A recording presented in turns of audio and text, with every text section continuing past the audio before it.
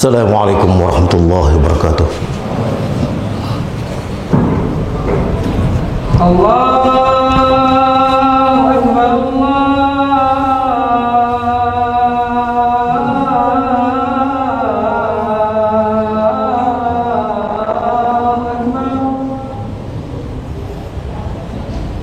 Allahu Akbar.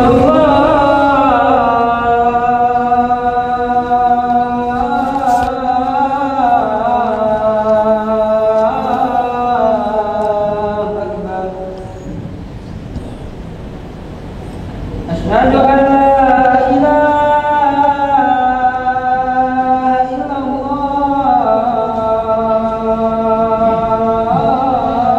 Asyhadu an la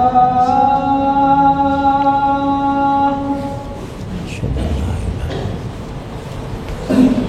anna Muhammadan Rasulullah. Asyhadu anna Muhammadan Rasulullah.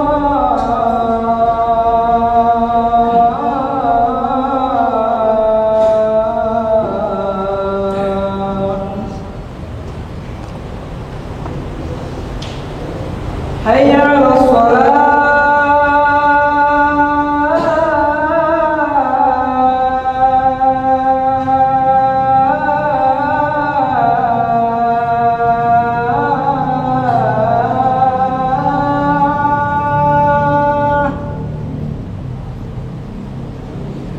Hayya 'alas shalah.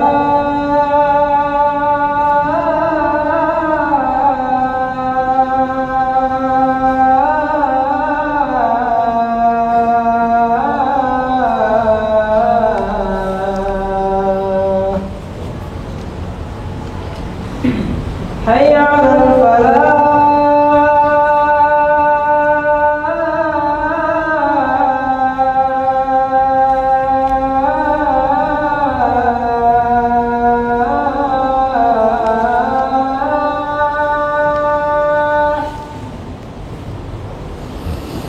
Hayya 'alal falah.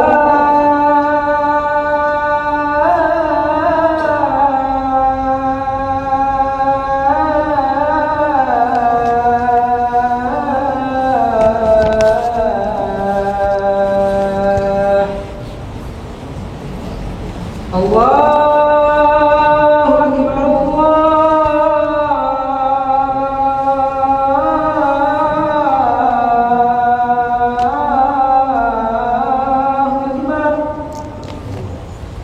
La ilaha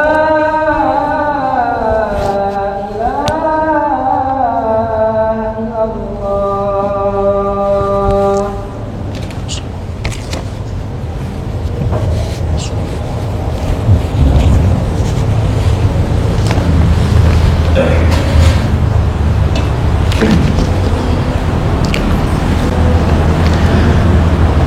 Innal hamdalillah nahmaduhu wa nasta'inuhu wa natubu ilayh. Asyhadu an la ilaha illallah wahdahu la syarika lah wa asyhadu anna Muhammadar Rasulullah. Allahumma salli ala Muhammad wa ala ali Muhammad kama sallaita ala Ibrahim wa ala ali Ibrahim innaka Hamidum Majid. Ya ayyuhalladzina amanu taqullaha haqqa tuqatih wa la tamutunna illa wa antum muslimun. Ikhwan fillah, jemaah Jumat yang berbahagia, bersyukur kepada Allah. Hari ini adalah hari ibadah kita, bukan hari sakit ataupun hari kematian kita. kita masih diberikan kesempatan untuk merajut benang takwa dalam rangka menggalang keselamatan di sisi Allah Subhanahu wa taala. Salawat serta salam terhadap Nabiullah Muhammad sallallahu alaihi wasallam. Ikhwan fillah, jemaah Jumat yang berbahagia dan seluruh kaum muslimin yang mendengarkan khutbah Jumat ini di mana saja berada. Judul khutbah kita yaitu Men Sana in Corpore Sano. Men Sana in Corpore Sano adalah satu kalimat yang biasa terdengar oleh kita, bahkan mungkin menjadi pelajaran kita waktu dulu masih di SD, mungkin waktu di SMP, atau mungkin waktu menduduki bangku SMA, bahkan mungkin pelajaran tentang Men Sana in Corpore Sano ini adalah pelajaran kita di waktu kita duduk di bangku kuliah. Nah, kalimat ini adalah merupakan falsafah dari filosofis Yunani yang ditulis dalam bahasa Latin yang artinya di dalam tubuh yang sehat terdapat jiwa yang kuat. Dengarkan. Lalu kemudian falsafah ini menjadi suatu keyakinan kuat termasuk di negeri kita di Indonesia ini, bahwa di dalam tubuh yang sehat terdapat jiwa yang kuat, sehingga kemudian banyak orang yang berusaha untuk menjaga betul tubuhnya dengan berolahraga, melakukan senam, penampilannya dan lain-lain sebagainya dalam kondisi agar dia tetap bugar, karena diyakini bahwa kebugaran tubuh akan melahirkan jiwa yang kuat. Ketahuilah ikhwan, ketahuilah wahai seluruh pemirsa di rumah, bahwa pernyataan ini adalah pernyataan dusta, salah, bohong, dan ini pernyataan orang kafir yang jelas-jelas bertentangan dengan Al-Quran dan Al-Hadis Rasulullah Sallallahu Alaihi Wasallam, dan Islam sama sekali tidak mengajarkan seperti itu. Dengarkan, akan kita turunkan dalil dan ayat-ayat tentang itu. Karena itulah ikhwan, sampaikan kepada saudara yang lain keyakinan Men Sana in Corpore Sano sebagaimana yang diterapkan di kantor-kantor, sehingga harus berolahraga, sehingga harus senam sebelum kemudian masuk kerja agar melahirkan jiwa yang kuat, sesungguhnya adalah kebohongan dan pernyataan yang bertentangan dengan Al-Quran dan Al-Hadis. Men Sana in Corpore Sano adalah kebohongan dan kesalahan fatal. Ikhwan fillah rahimakumullah dan seluruh pemirsa di rumah yang saya hormati, kalau saja Men Sana in Corpore Sano adalah pernyataan sesat dari kaum kafirin, maka dengarkan bahwa ada yang lebih salah dan sesat daripada itu, bukan falsafah orang kafir, tetapi falsafah dari kaum muslim sendiri. Apa falsafah itu? Falsafah tersebut berbunyi, beribadah itu yang penting niatnya. Tidak perlu menyalah-nyalahkan orang, yang penting niatnya baik. Tidak perlu membidah-bidahkan orang. Hidup itu yang penting hatinya. Tidak dilihat siapa orangnya, yang penting hatinya. Makanya tidak usah urusin gue, bagaimana hidup gue, bagaimana amalan gue. Di Jakarta ditambah lagi, kan kubur kita berbeda, lubang kubur kita kan beda. Emang lo ngeliat gue disiksa? Kagak juga kan? Dengarkan, Ini yang lebih menyesatkan dan sangat-sangat bertentangan dengan Al-Quran dan Al-Hadis. Mari kita berikan tinjauan tentang itu. Mensana in corporis sano, bahwa di dalam tubuh yang sehat terdapat jiwa yang kuat adalah pernyataan yang jauh bertentangan dengan sabda Rasulullah SAW dan firman Allah Subhanahu wa taala. Seperti diantaranya sebuah hadis yang diriwayatkan oleh Al-Imam Muslim. Qala Rasulullah sallallahu alaihi wasallam, ala wa inna fil jasadi mudghah, sesungguhnya di dalam dirimu, di dalam jasadmu ada segumpal darah daging beku. Ada yang menyatakan itu hati, ada yang menyatakan itu jantung. Kita lewati saja. Idza saluhat, apabila hatimu yang mana di situ bersarang jiwamu, ia baik, saluhal jasadu kulluh, maka ragamu akan menjadi baik. Kita lanjut dulu.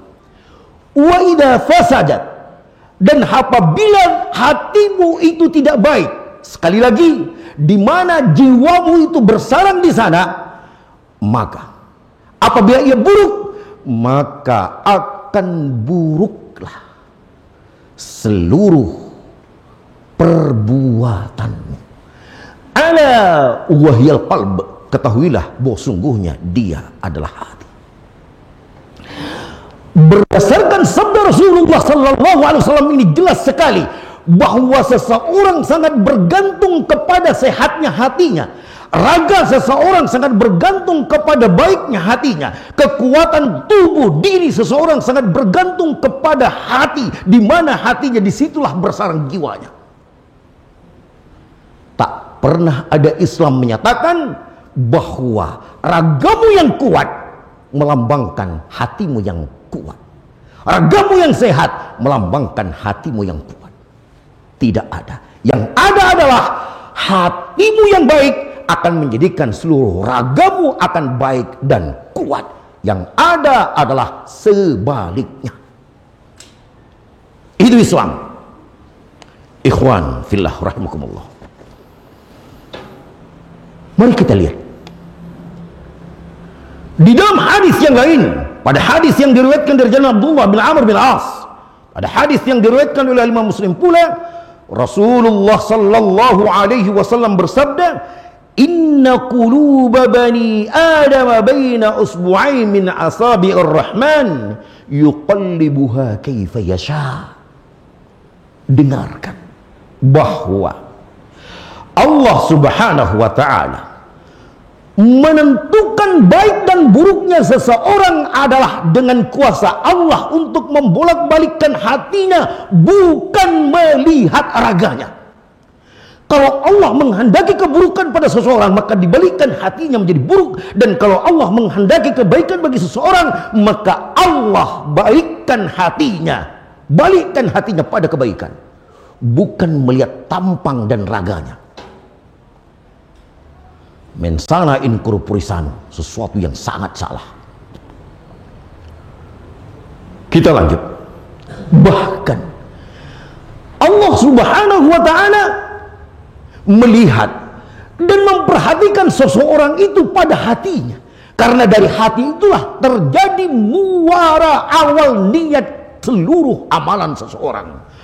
Wallahu ya'lamu ma fi qulubikum, sebagaimana terdapat dalam surah Al-Ahzab ayat 51, dan di ayat lain mengatakan wallahu alimun bidzatis sudur, bahwa yang disorot, yang dilihat, yang diperhatikan terhadap dirimu adalah hatimu, karena hatimu menjadi muara awal atas perbuatanmu, baik itu niat baikmu ataupun niat burukmu. Tidak melihat kepada ragamu. Ragamu yang kuat, ragamu yang sehat belum tentu melambangkan hatimu yang kuat. Nanti kita buktikan pada hadis dan pada ayat-ayat berikutnya. Bahkan Allah Subhanahu wa taala jelaskan keselamatan di negeri akhirat sangat bergantung pada sejauh mana baiknya hati seseorang. Sebagaimana yang Allah firmankan pada surah Asy-Syu'ara ayat 89, illa man atallaha biqalbin salim.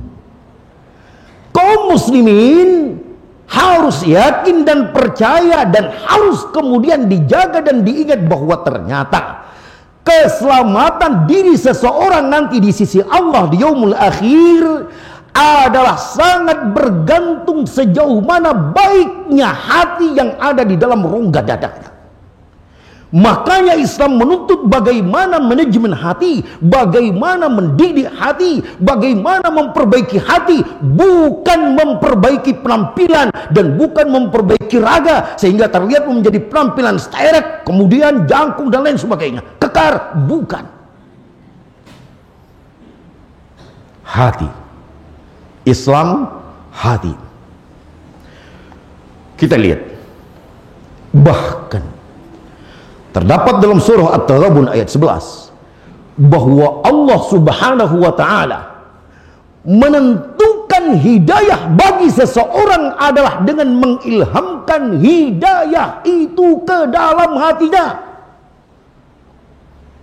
bukan dengan memperbaiki raganya lalu kemudian hatinya menjadi baik. Tidak, Allah Subhanahu wa taala yang menentukan hidayah kepada hati seseorang, lalu kemudian hati itu menjadi kuat.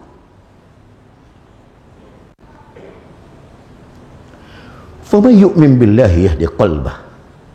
Maka barang siapa yang beriman kepada Allah, menata keimanannya dengan baik, maka Allah akan berikan hidayah ke dalam hatinya sehingga hati itu menjadi kuat dan kemudian selektif melihat yang baik dan buruk. Yaj'al lahu furqana. Maka hati itu diberikan kekuatan selektif untuk melihat mana yang baik dan mana yang buruk.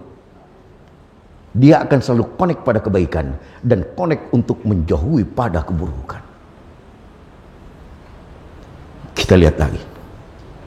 Bahkan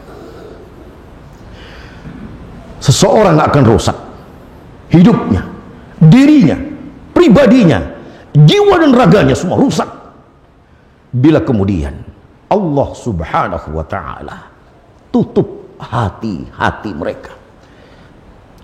Fayatba'u ala qulubihim fahum la yafqahun. Al-munafiqun. Maka Allah akan tutup hati-hati mereka sehingga tidak lagi ada kolom sentral self kontrol pada diri seseorang itu untuk mengetahui dan memilah mana kebaikan dan mana keburukan. Ketika Allah tutup hati, apakah mungkin dia jadi baik? Apakah mungkin jiwanya sehat? Tidak mungkin. Apakah mungkin amalannya, perbuatannya baik? Tidak mungkin. Bila kemudian hatinya ditutup oleh Allah Subhanahu wa taala. Lihat yang berikut ini, yang mungkin lebih mengena. Sebagaimana terdapat dalam surah Fussilat ayat 5, bahwa faktor yang menyebabkan seseorang susah diajak pada kebaikan adalah karena faktor hatinya yang tidak kuat, bukan karena fisiknya yang lemah. Karena di dalam berbuat kebajikan, andai seorang lemah sekalipun, tua renta, maka tetap akan ada kekuatan beribadah pada dirinya. Bila hatinya telah hidup, ia akan paksa datang melaksanakan salat berjamaah, walaupun harus merangkak dan walaupun harus memakai tongkat. Dia buta tapi melihat. Allah membutakan matanya, tetapi Allah tak membutakan mata hatinya, sehingga masjid tetap terlihat oleh dirinya, sehingga ia tetap hadir ke masjid.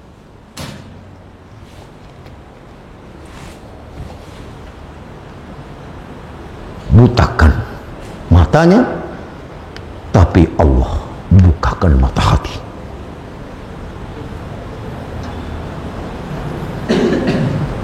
Bagaimana dengan kita yang melek? Apakah setiap lima waktu ada di sini? Tidak. Karena mata hati separuh buta, separuh melihat. Rabun, hati telah katarak dengan dosa. Lihat, duhur, asar, maghrib, isya, subuh, walaupun harus meraba tempat duduk dengan tongkat.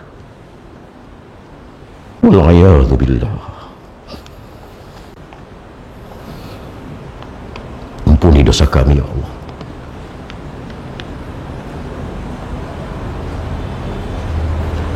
Ikhwan fillah rahimakumullah.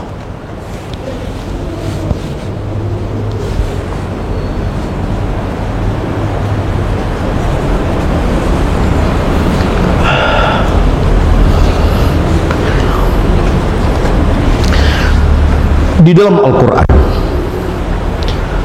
pernyataan orang kafir sendiri, qulubuna fi akinnah, di hati kami ini sudah ada penutupnya, mimma tad'una ilaih, dari apa yang telah kau dakwahkan Muhammad kepada Tuhan itu. Wa fi adhanihim waqar, dan di dalam telinga mereka, kata Allah, sudah ada penyumbat, sehingga adzan berkumandang pun seakan-akan seperti tak terdengar. Terdengar sekalipun pura-pura tuli, tak mau datang ke masjid. Karena itu, mensanain kurpurisanu, sesuatu yang sangat-sangat salah. Karena walaupun engkau kuat lari 100 kilo, tak akan mampu datang ke masjid walaupun 100 meter. Seorang binaragawan yang bisa mengangkat halter sampai 300 kilo, tapi tak akan mampu mengangkat kepalanya untuk sujud dan ruku kepada Allah Subhanahu wa ta'ala di masjid. Apakah pada tubuh yang sehat terdapat jiwa yang kuat? Tidak, dusta. Yang ada pada hati yang sehat akan lahir tubuh yang kuat. Lemah pun akan menjadi kuat. Ikhwan fillah rahimakumullah. Itulah dia yang dinyatakan oleh Allah dalam surah Al-Baqarah, fi qulubihim marad fazadahumullahu marada. Banyak yang sakit hatinya, yang sudah sakit, jiwa raganya sehat, terlihat sehat, penampilan bagus, penampilan kuat, tapi saat beramal dia tak mampu. Fi qulubihim marad, hakikatnya itulah orang yang sakit. Bila antum melihat ada orang berjalan dengan penampilan yang bagus, badan kekar, masih sehat, berpakaian bagus, waktu azan dia tak ke masjid, tanya dia, sakit mang? Mamang sakit tak? Mamang ini sakit. Oh, mbak, mamang tak ngerasa? Periksa dulu mang, hatimu sakit. Qalbun mayit, sebentar lagi hatimu akan mati. Nah, ikhwan fillah rahimakumullah, azanillahu wa iyyakum. Hal itu pun juga sebagaimana dijelaskan dalam sabda Rasulullah sallallahu alaihi wasallam pada hadis yang diriwayatkan dari jalan Abu Hurairah. Dengarkan. Qala Rasulullah sallallahu alaihi wasallam, innal mu'mina idza adzaba kanat nuqtatun sauda fi qalbihi. Tahukah Anda, sesungguhnya orang mukmin itu apabila dia berbuat dosa, maka akan melahirkan bintik hitam sebagai virus kanker di dalam hatinya. Fa in taba wa naza'a wastaghfara saqula minha qalbuh. Apabila ia bertobat, kemudian ia tinggalkan keburukan itu dan beristighfar, maka hatinya bisa sembuh. Dengarkan lagi. Fa in zadat hatta ta'du qalbuhu fadzaka arran.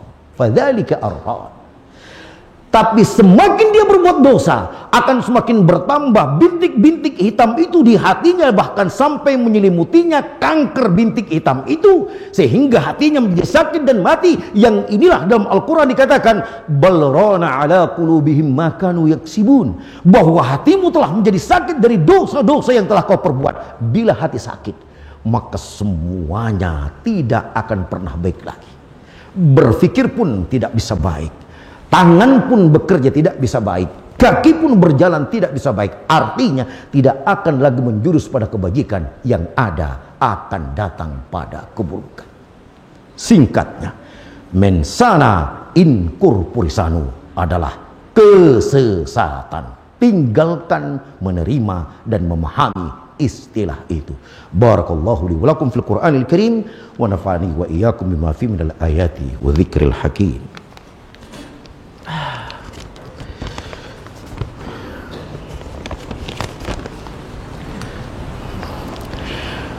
Alhamdulillah. Wassalatu wassalamu ala Rasulillah wa ala alihi wa ashabihi ajma'in. Ikhwan fillah rahimakumullah dan seluruh yang mendengarkan khutbah ini di rumah, dengarkan pernyataan yang lebih sesat sebagaimana yang kita jelaskan tadi.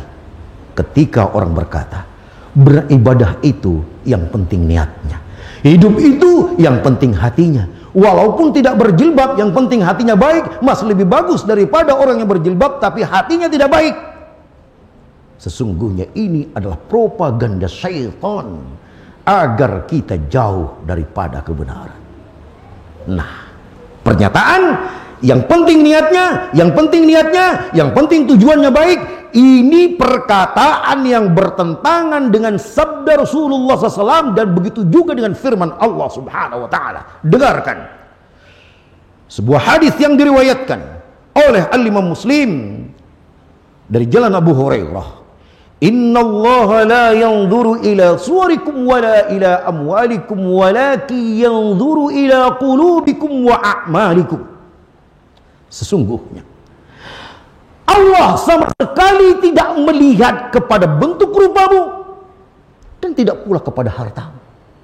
Karena kadang manusia, disinilah dia. Rupa yang ganteng, itulah yang dipuja dan dipuji. Rupa yang cantik, itulah yang disanjung. Orang berharta, itulah yang dihormati. Orang miskin, dicuekin. Dibantah oleh Allah. Allah tidak melihat kamu dari rupamu yang ganteng dan begitu pula dari hartamu yang banyak. Seorang sultan, seorang saudagar, seorang big boss, tidak. Apa yang dilihat? Walaki yanzuru ila qulubikum wa a'malikum. Yang dilihat itu dari hatimu. Hatimu itu benarkah niatnya ketika beramal? Itu pun tidak cukup. Wa a'malikum.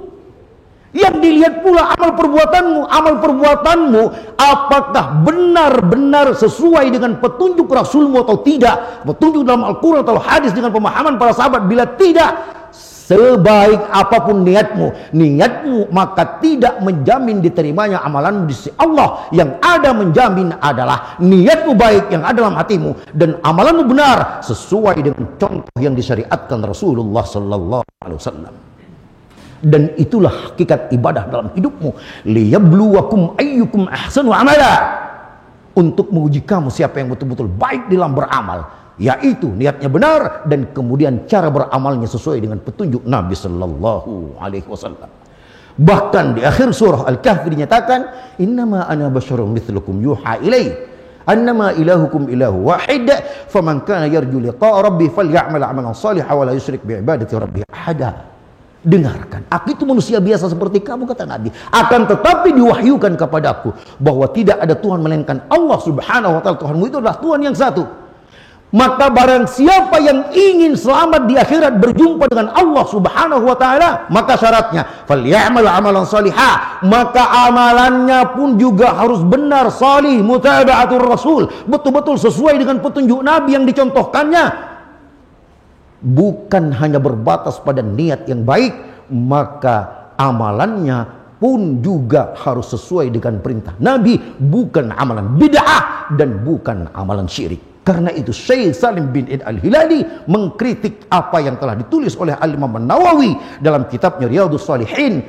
Seharusnya, kata Syekh Salim dan para ulama lain, Al-Imam An-Nawawi di saat menulis hadis ini di bab niat, maka ditulis dengan sempurna. Akan tetapi Imam Nawawi memutuskan walaki yanzuru ila qulubikum, akan tetapi Allah cukup melihat kepada hatimu. Karena Imam Nawawi masih membahas bab tentang niat, maka diputus, lalu kemudian di bab belakangnya baru sempurnakan ila qulubikum wa a'malikum. Gara-gara inilah banyak kaum muslimin yang tertipu dengan mendewa-dewakan hati. Yang penting hatinya, yang penting niatnya, bagaimanapun caranya, mau bid'ah atau tidak, bid'ah dhalal atau bid'ah sana, yang penting tujuannya baik, maka itu pun dianggap benar.